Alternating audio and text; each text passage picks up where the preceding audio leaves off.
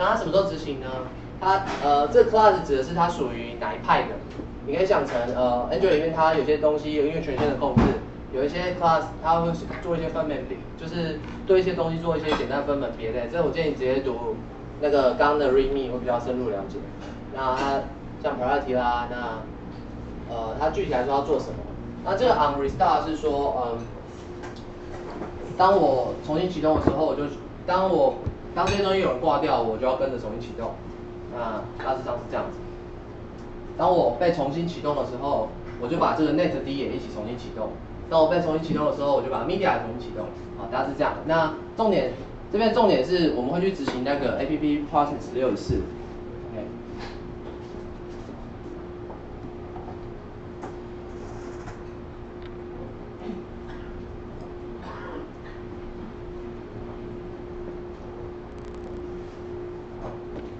那么，请问大家对 init 还有什么问题吗？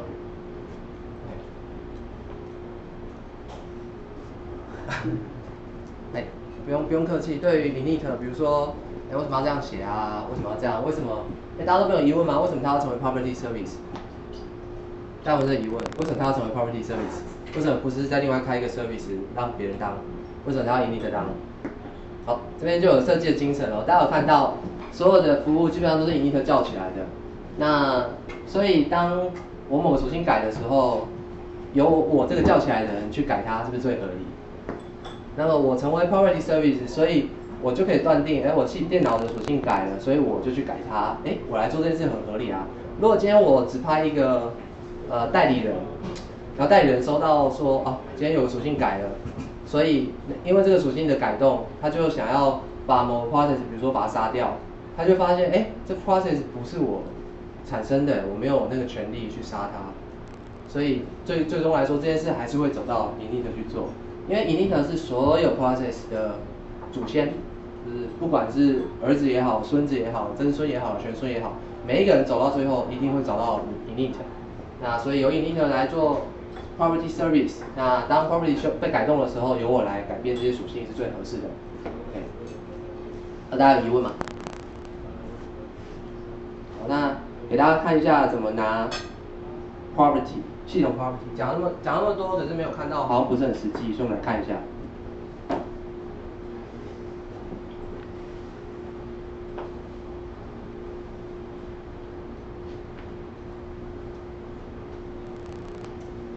好，这是我 build 好的 AOSP 的，然后我用模拟器打开它，所以它里面是我 build 好我自己的 AOSP image。那 build 好之后，你可以直接用 ADB Shell 连上它。连上它之后呢，你可以在这里打这行指令 get prop。好 ，get prop 会列出所有这个系统的属性。好，有这么多。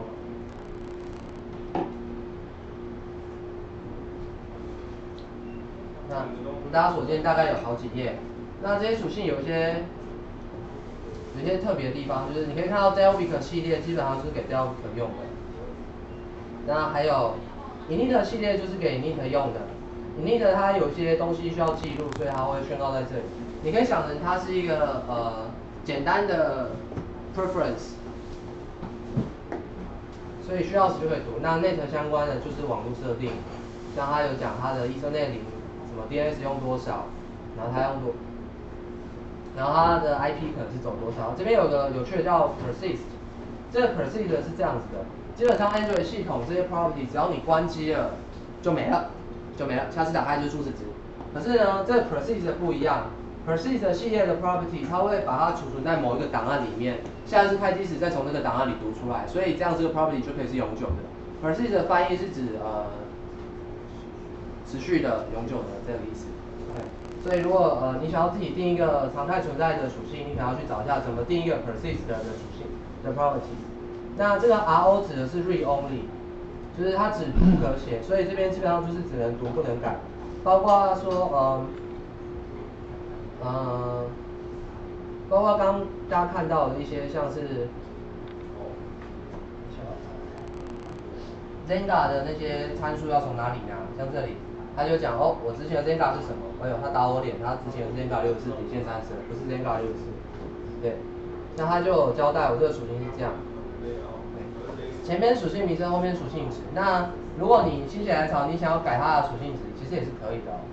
你就 get prop， 比如说我们 get 这个 book complete， 好，它告诉你它是1。那我想改它的值，我可以 set prop， 然后告诉它0。好，我告诉你开机其实你没有完成。你看有没有效果？记得没有效果。好，我们再 get 它，有没有变0了？就是 property。那大家理解吗？这东西其实在 debug 会很好用，所以还是跟大家介绍一下，把它改1，免得要出什么问题。OK。好，那 init 我觉得 init 就到此为止，剩下就希望大家自己看，因为毕竟其实这不是教学课，这是给大家一个，就是因为它 LSP 要入门有点难，那希望大家能够顺利跨过那道门槛，所以这是一个比较入门，引大家入门，修行靠个人这样子。OK。好，今天大家到这里有什么疑问吗？没有疑问就点名来问好了，没有啦。不用客气，不用客气，可以请说。property 修改之后会产生什么结果？哦，好，非常好的问题。它产生什么结果，基本上是在 init 点 RC 里面决定的。举例来说，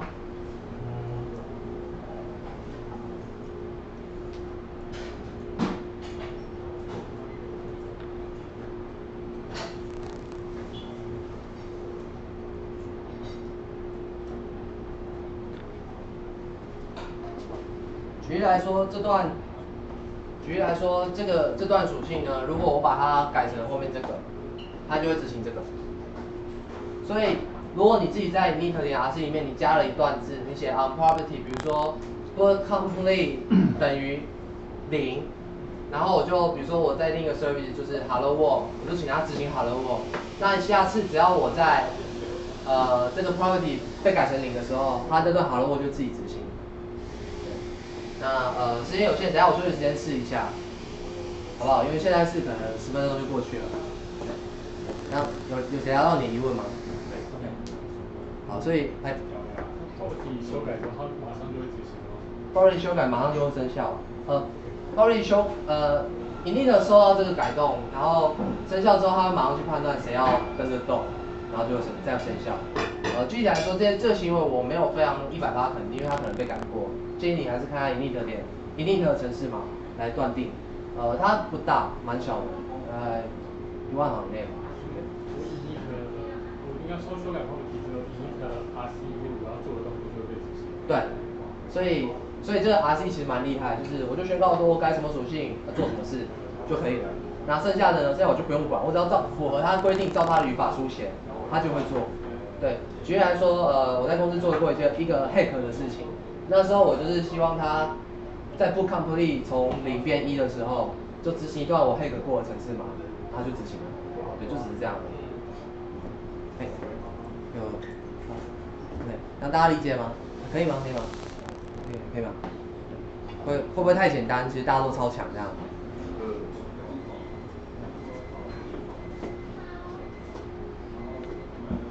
好的。那这边我有列一下那个档案位置，希望大家有兴趣可以自己看。那再来就介绍这个 app 底线 process 64，好，它基本上就是一支程式码。那这支程式码有多小呢？这应该是你大学随便写一个作业就比它大的程式码。真的啦，真的啦。好。init RC 叫起来的东西基本上都在 framework 里面。那以这个例子来说，它叫那个 app 什么的呢？会在，糟糕，在哪里？好，在这里。好。这个讲就只有这一支程式。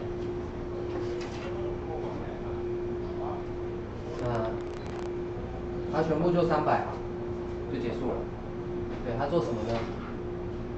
我来看它做什么，看它干了什么好事。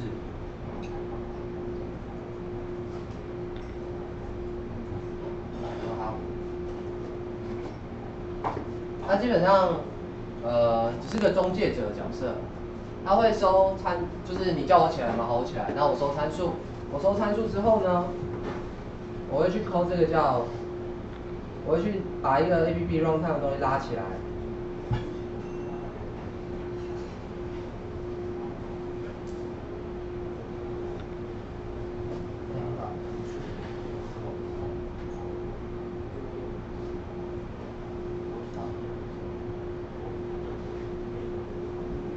这个 app Zenga 呢，它其实是 Java VM 的启动，就是这里有个 app runtime， 然后继承 Android runtime。Android runtime 它的功能是帮你准备一个 Java 的执行环境。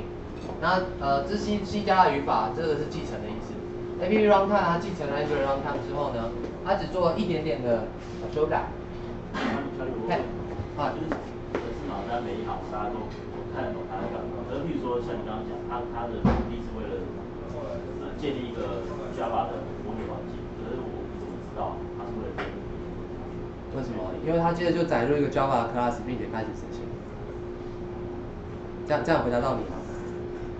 因为他下一步要执行 Java 程式，所以他势必要先有个 JVM 吧。那所以他在前一步init一个 JVM 就是很合理的，对吧？对嘛？可以吗？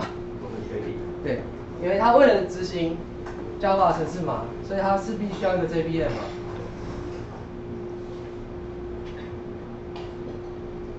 没有 JVM 它起不来啊，所以呢，这边有没有？来，这个就看这行好了。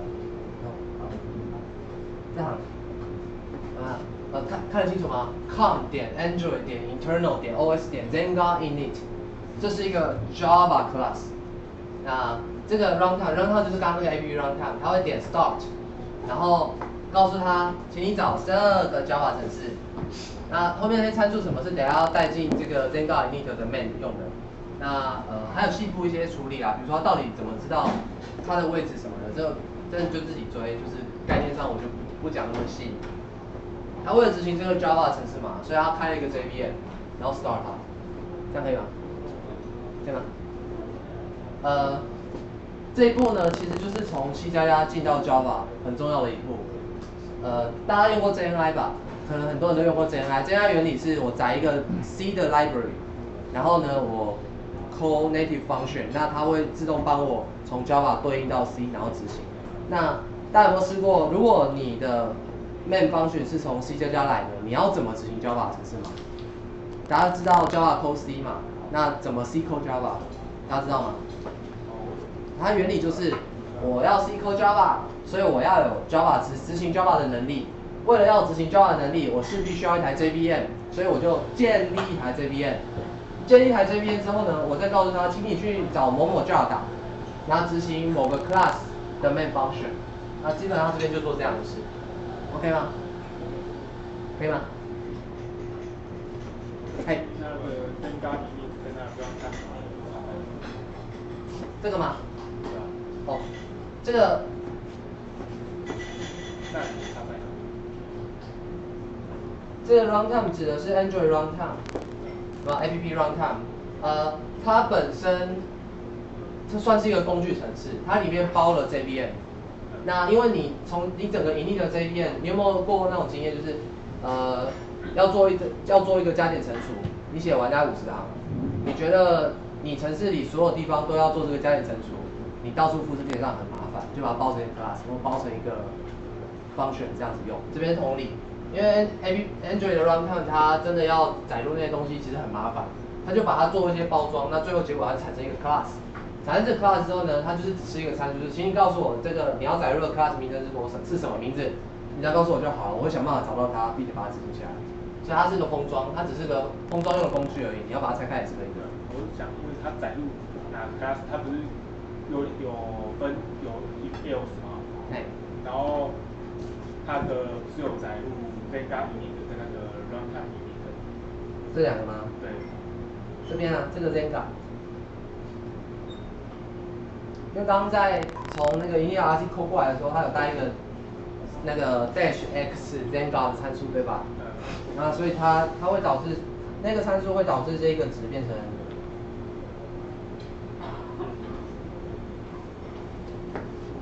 变成 true， 所以变成 true 之后呢，它就会执行那一段。那你想知道执行下面的会干什么吗？这不在开机流程里面。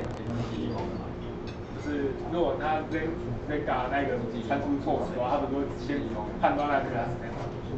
哦，对啊。那那个 run time 里面的差跟上面的差在哪里？这个吗？我没研究。我老实说我没研究，因为 Android 太大了，我没有每一步都追到。这一步我漏掉了，我没追。我比他经济一毛啊。我记得，这是印象，我不保证。我记得它是测试用的。所以我们就会执行这个 Zenga init， 然后就会切到这个 Java class， 然后所以我们接下来就会进到 Java 的世界，让大家觉得舒服一点。好，可以休息一下吗？可以。休息一下好不好？有点累。今天有那个我们 Android 的贴纸，如果有兴趣的话，就在前面做一下。免费索取。反正多拿几张没关系。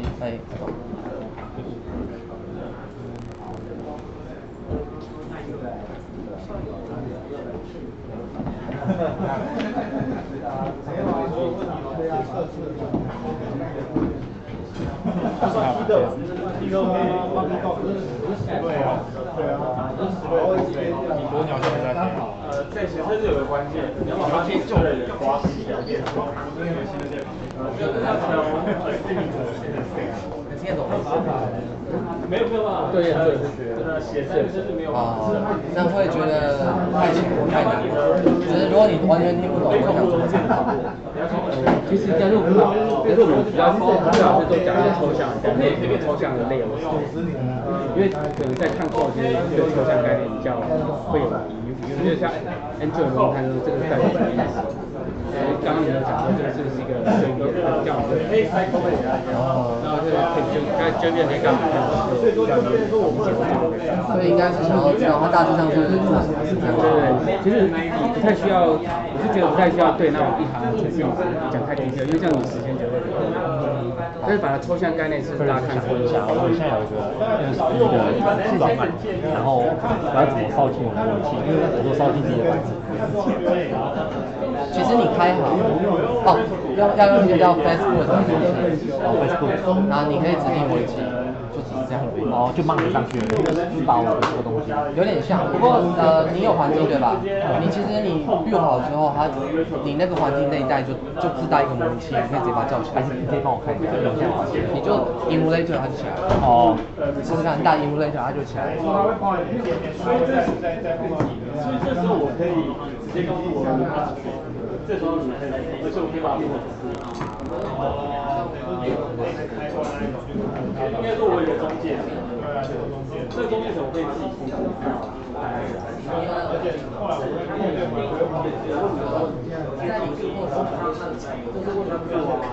如果你需要嘛，就是对啊，他可以直接告诉你，他们的我可以哦，他变成我拿一个做他的，哎，反馈就是采购这一类。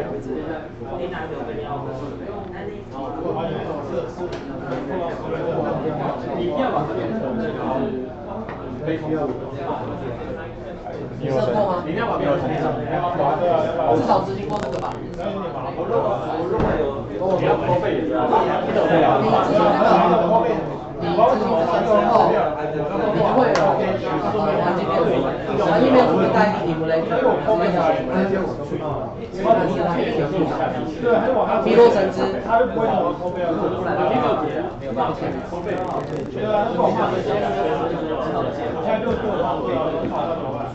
所以我那时候我看你有什么动作，有什么数，是如果他比如说像我觉得他们找的那个样子，APP 的，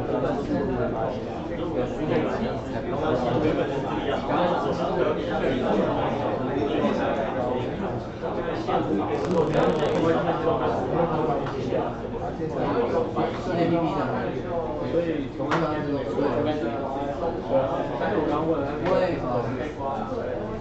举例来说，如果你今天想要起来，那你想要你就可以故意拉起来，最后你自己有放那这样子情况下，看他要不要打呼？能不能暂停？举例来说，是常见的改写没有，改写就是